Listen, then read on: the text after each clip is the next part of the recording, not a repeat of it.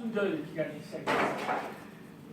3월 1일, 올해는 좀 특이하게 3월 1일에 시작해서 4월 16일에 끝이 납니다.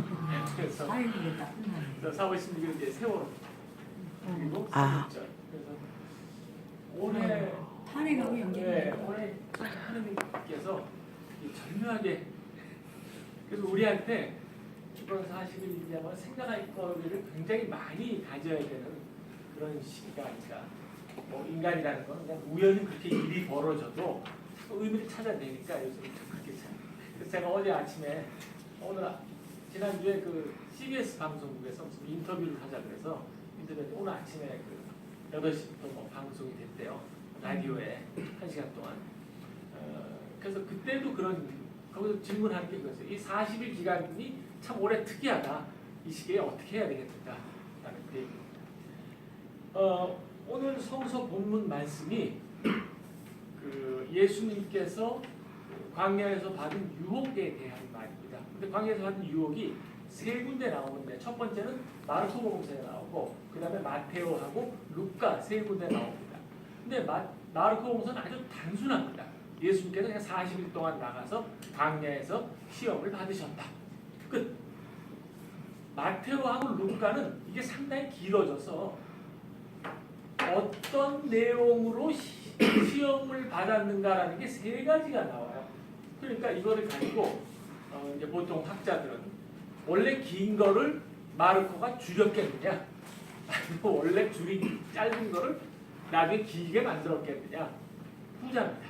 길게 만든 겁니다. 그러니까 예수님께서 유혹을 받으셨다. 끝. 이거에서 끝나는 것이 아니라 구체적으로 무슨 유혹을 받았는지 이게 궁금하지 않겠습니까? 그러다 보니까 뭐 전승에서 그걸 발견해갖고 내려온 거죠.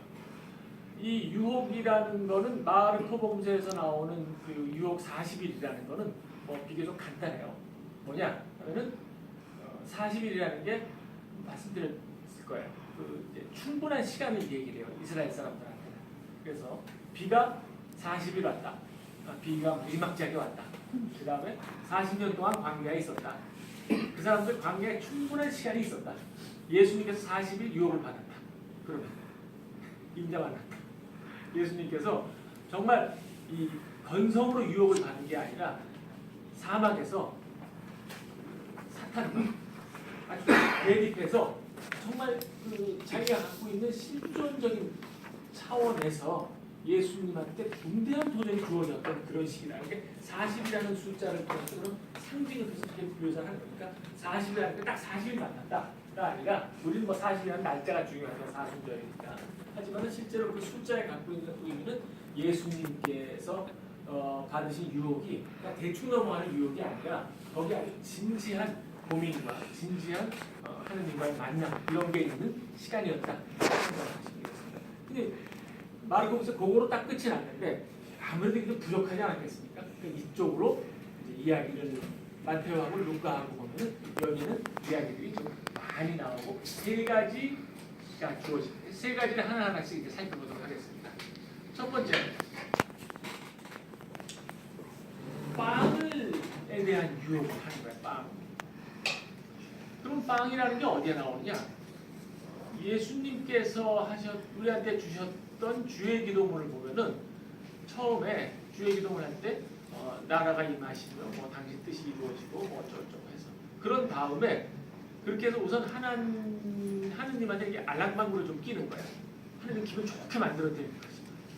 그렇잖아요. 당신 나라 거룩히 계시고 하면 하느님 기분이 좋을 거 아니에요. 그럼 그때부터 하느님한테 직접적으로 얘기하는 거야. 첫 번째 말이야. 배고파 죽겠다. 먹을 것 좀 달라. 그러니까 저한테도 누가 전화를 해서 다짜고짜 전화 딱 받으면 야 돈 좀 꺼줘. 이러면 제가 절대 안 꺼줘요. 전화해서 박 신부님 요새 심성이 참 고운 분이고 참 훌륭하시다고 알고 있다. 박 신부님 때문에 감동받은 사람들 얘기 많이 들었다. 언제 또 국밥집 교회까지 가서 인기요. 그래서 막 그러면 기분이 좋아지잖아요. 그래서 전화 끊을까 하면은 아니 한 100만 원만. 알았어. 그럼 내가 은행 가서 어떻게 대출을 받아 구워줄게. 아 그렇게 할 필요 없어. 아 됐어. 그러니까 이게 우선 기분을 좋게 만들어놔야 돼요. 그러니까 여러분이 그 사람하고 얘기를 할 때 아주 우선 상대의 기분이 좋게 만들어놔야지 가는 말이 고와야 오는 말이. 제가 집에 가잖아요. 집에 가면은 집사람이 저한테 오늘 얼마나 수고가 많아. 이 부족한 나를 위해서 돈 벌러 다니더라고. 내가 오늘 이만큼이라도 다 당신 덕이다. 그러면 내가 뭐 최근에 옷 보는 거 있어? 사줄게. 뭐 이렇게 나가지 않겠어. 근데 내가 집에 들어가자 집사람이 넌 왜 송중기처럼 못써? 내 인생이 이렇게 한 게 나 때문이야. 그러면 나도 사실 송혜교가 좋은 사람이야. 이렇게 나가지 않겠어. 그게 가는 말이니까. 주의 기도부터 우선 앞에가 예수님 하느님한테 이렇게 좀 반겨드리고 그 다음에 우리 얘기를 하는 거죠. 세 가지 얘기를 합니다. 첫 번째 먹을 거 달라. 유혹에 빠지지 말게 해달라. 그 다음에 내 죄 어떻게 진거 봉착 좀 해달라. 이런 얘기 하잖아요.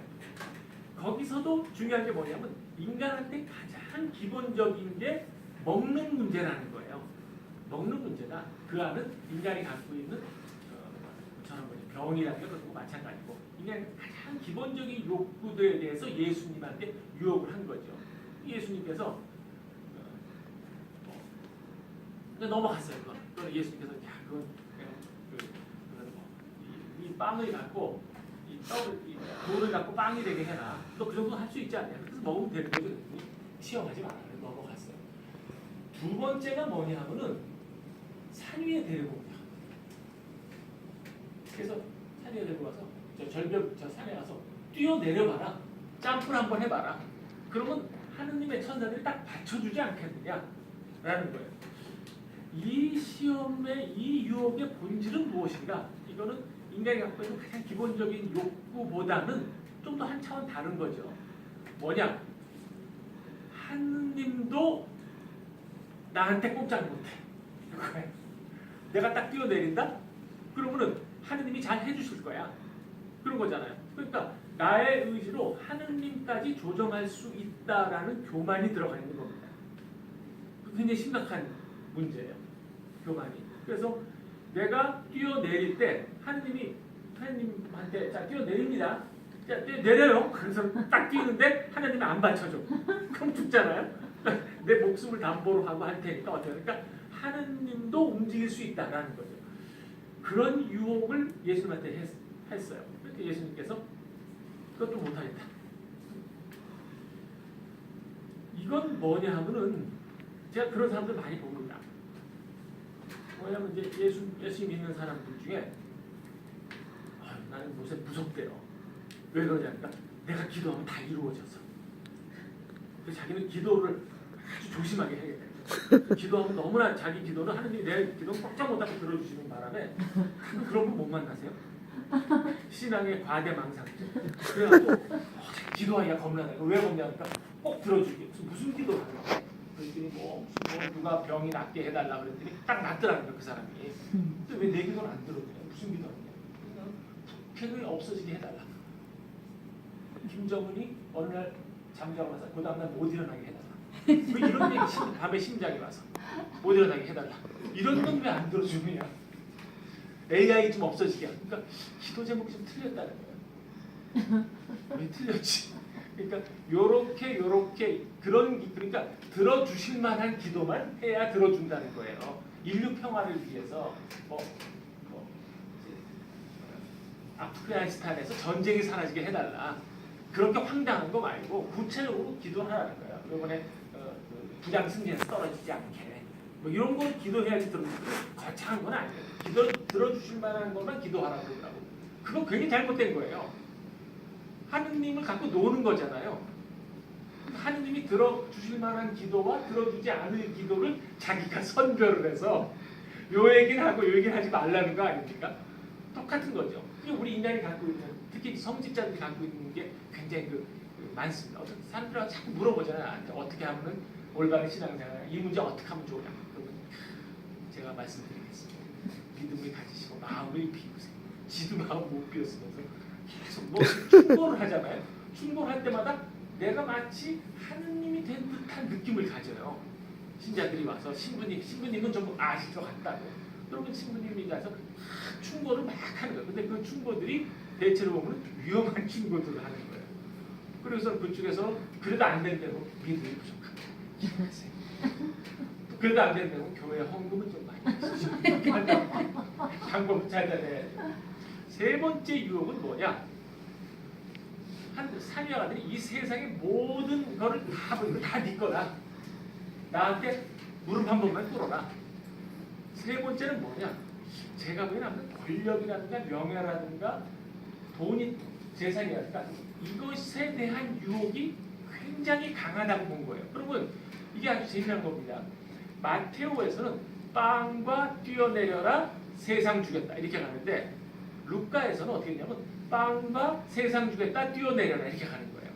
그러면 저는 이 셋 중에서 어느 거를 가장 중요하게 생각하느냐? 루카 같은 경우는 하느님의 자리를 꿰차고 올라가는 것 이게 가장 심각한 시험이다. 그게 정말 떨쳐버리기 힘든 시험이라고 생각하는 것 같아요. 근데 마테오 같은 경우는 그게 아니라 세상의 모든 권력을 장악하는 것 이게 가장 우리가 견디기 힘든 시험이다. 그래서 이거를 자리를 그렇게 배치해 놓은 게 아닌가 싶습니다. 저는 루카 복음이 맞다고 생각했어요. 왜냐하면 인간이 하느님이 되려고 하는 그런 교만의 욕심이 심각하다 이렇게 생각했는데 지난 한 2달 사이에는 마테오가 맞는 것 같아요. 이 세상 권력을 절대로 놓지 않겠다. 내가 그거는 우리 저기 이제 그 조카한테 조카가 누군지 아시나요? 우리 조카는 요새 보니까 최근에 한 형태를 보니까 이거 놓칠 수 없는 거야.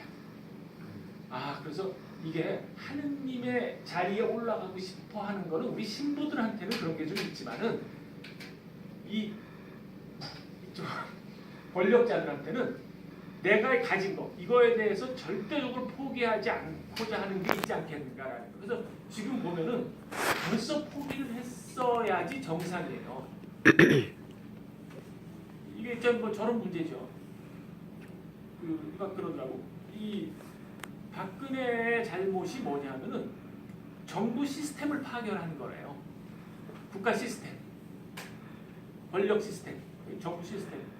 뭐냐면은 요즘 젊은 사람들이 그 공무원이 되기 위해서 굉장히 많이 노력을 하고 20대, 30대 노력을 하잖아요.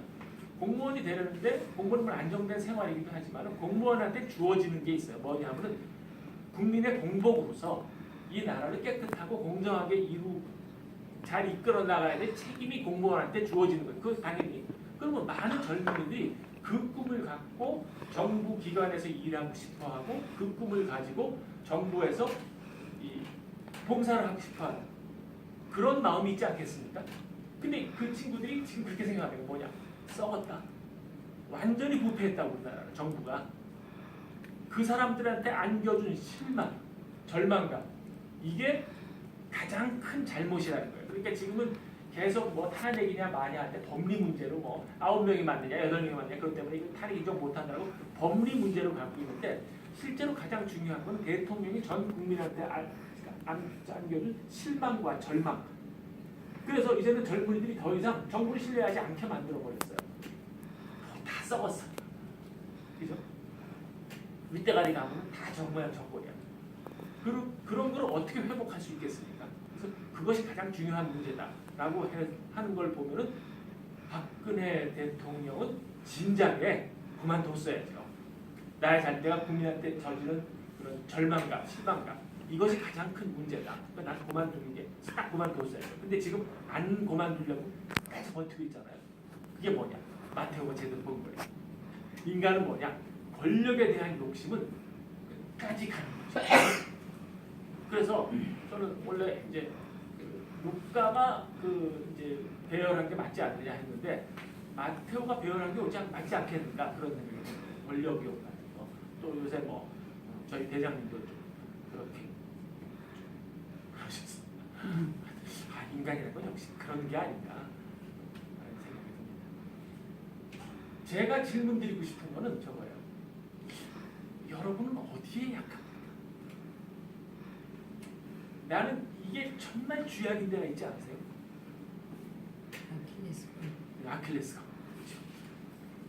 저는 딴 유혹은 다 견딜 수 있어요. 근데 절대 못 견디는 유혹이 있어요. 그 유혹이 뭐냐? 여러분 각자 있겠지만 아주 제가 진짜 못 견디는 건 말씀을 안 드리겠어요. 그걸 말씀을 드리면 다 이제 난 저런 사람한테 설교도 했어요. 내가 정말 못 견디는 유혹은 저거예요. 영화예요, 영화. 그러니까 좋은 영화가 나왔다? 그거를 몇 시간에 매월 며칠 날 몇 시에 딱 개봉하고 그 다음 날부터 개봉을 안 한다? 그럼 죽기 살기로 봐야 돼요, 그거를. 그건 나쁜 게 아닌데. 그게 끼치는 파장은 큽니다. 예를 들어서 수업도 빼고. 옛날에 펀치 오브 스파이스라는 영화가 있어요. 그게 이제 어디하고 터키하고 그리스하고 둘이 합작해서 만든 평화에 관한 둘이 맨날 싸우거든요. 평화에 관한 영화 펀치 오브 스파이스라는 게. 근데 딱 보니까 시네큐브에서 밤 10시에 딱 한 번 상영하고 내가 그거 보려고 노력을 했는데 기가 막히는 날 딱 맞아 떨어졌어요. 그래서 제가 얘기했어요. 뭐라고 얘기했는데 오늘 밤에 중요한 성가수녀원의 강의래. 지금 성가수녀원의 수녀님들이 그 강의 기다리느라고 지금 며칠째 잠도 못 자고 기다리고 계십니다. 그래서 몇 시에 오냐? 오늘 밤 새야 돼요. 수녀원에 자도 돼. 수녀원에서 자도 된다. 라는 거. 전혀 움직이지 않는 사람. 막 뻥을 치거든. 근데 진짜 수녀원에서 오수녀님 팔아서 그러고서 나는 거기 가서 영화를 딱 보고 근데 집사를 가서 수녀님들 어떠냐? 오늘 감동의 도가니야. 아니 사실대로 말하면 안 돼요? 네? 영화 보러 간다면 안 돼요? 죽을라고? 왜요? 왜? 아니 그 지금 왜 녹화를 하고.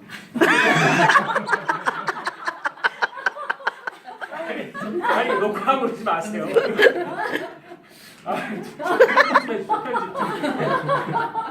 아니 뭐 사실대로 말해도 되는데. 편집을 할 줄 몰라요. 사실대로 말해야 되는데 꼭 얘기할 필요가 있는 게 아니고 얘기할 필요가 없는 게 있지 않습니까? 이게 약이 될 수도 있죠. 그렇죠. 그리고 저희 집사람도 저한테 얘기 안 하는 건 많습니다. 어느 날 이렇게 딱 열어보면 못 보던 옷이 있고 그래요. 신발을 봐도 처음 보는 신발인데 옛날부터 신던 거예요. 아니 아닌데. 그럼 여기 맞지 않습니까? 그러니까 뭐 약간 서로 뭐 그렇게 재미나게 사는 거죠. 우리 재미나게 살고 있는 거죠. 그러니까 자기가 갖고 있는 정말 중요한 약점이 있을 거예요. 난 이거는 꼼짝 못한다.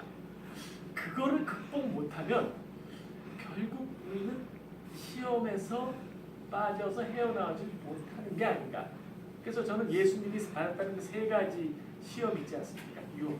그 세 유혹이 전형적인 유혹이긴 하지만 그 뒤에 숨어 있는 건 뭐냐면 모든 사람은 다들 각각 나름대로의 아주 가장 저 밑에서 그 사람을 꼼짝 못하게 만드는 유혹의 건덕지가 있는 거예요. 이를테면 저런 거죠. 나는 자식이라면은 눈이 뒤집어진다. 그럴 수 있잖아요. 그럼 정의는 필요하지 않을 거예요. 자식만 남는 거죠. 그러면 우리나라가 어떻게 되든 사회가 어떻게 되든 자기가 받은 재산을 그대로 딸한테 물려주는 거 아니겠습니까? 그렇죠? 그리고 자기가 받은 모든 재산을 그대로 딸한테 물려줘서 걔는 지금 뭐 20, 30억짜리 말 타고 다니고 그러잖아요. 그거는 정말 큰 유혹이에요. 또 하나 중요한 거, 또 이 재물에 대한 욕심이 있습니다. 돈에 대한 욕심. 그건 뭐 저도 뭐 없다고 말하지 못하겠지만은 그 저금 통장에 보면은 영자 하나 붙을 때마다 기분 좋아지는 거 아세요?